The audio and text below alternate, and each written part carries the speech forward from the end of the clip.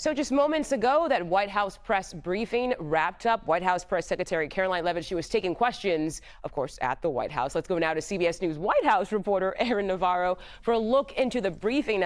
Aaron, what exactly stood out to you from all you heard in that press briefing?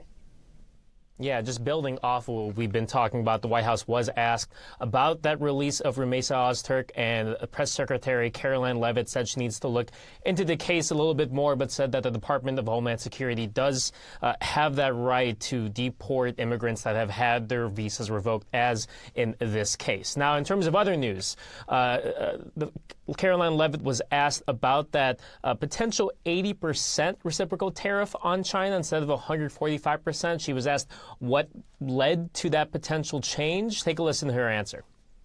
Thanks, Caroline. The president has been pretty firm on keeping these 145% tariffs in place on Chinese imports. Today, via Truth Social, he said that he'd be possibly open to lowering those to 80%. Why the change, and how did the president land on 80? The president still remains with his position that he is not going to unilaterally bring down tariffs on China. We need to see concessions from them as well. And again, that's part of the reason that Secretary Bessent is going to talk to his Chinese counterparts this weekend to start those discussions in person. As for the 80% number, that was a number the president threw out there, and we'll see what happens this weekend. And always in the effort of transparency, I'm sure you'll hear directly from the Treasury Secretary or the president after those negotiations conclude. Now, it's not clear exactly what concessions the White House wants, though President Trump posted this morning that they want more markets in China to open up for U.S. goods. You'll see the Treasury Secretary as well as the U.S. Trade Representative Jameson Greer meet with Chinese officials in Switzerland expected this Saturday. Another bit of news, she was asked about this Reuters report of the U.S. potentially supporting running a government in Gaza following a potential ceasefire. Take a listen to Caroline's answer. We are in constant communication and dialogue with our counterparts and our allies and friends in Israel. Ron Dermer was here at the White House yesterday meeting with members of President Trump's team. As for the situation in Gaza, the president and his entire national security team have made it very clear we want to see the hostages released from Gaza.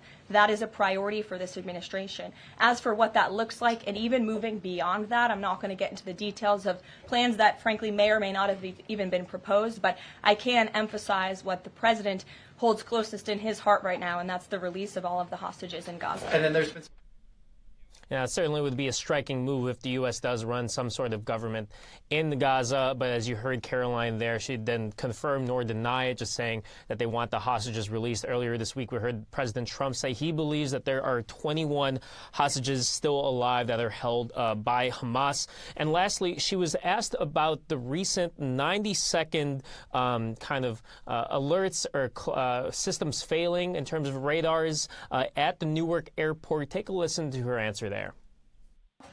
Yes, I'm glad you asked about the FAA.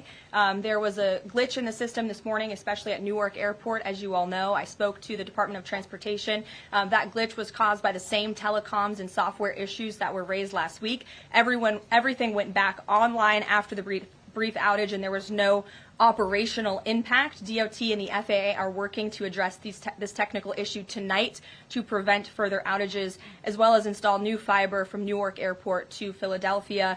And the goal is to have the totality of this work done by the end of the summer. I want to add that this outage at Newark Airport speaks to why the Secretary of Transportation yesterday made a massive announcement in investing in our aviation safety and our telecom system. There's a Now, she's referring there to the Department of Transportation Secretary Sean Duffy saying yesterday that there would be an investment in these air traffic controller systems, though that announcement was more so calling on Congress to appropriate more money and fund these potential upgrades to these systems, though they've had the chance in the past to do this and Congress has not. So it will be interesting to see if there's any traction when it comes to updating the ATC systems on Capitol Hill. Yeah, we shall see. CBS News White House reporter Aaron Navarro, thank you so much for joining us today, and happy Friday to you.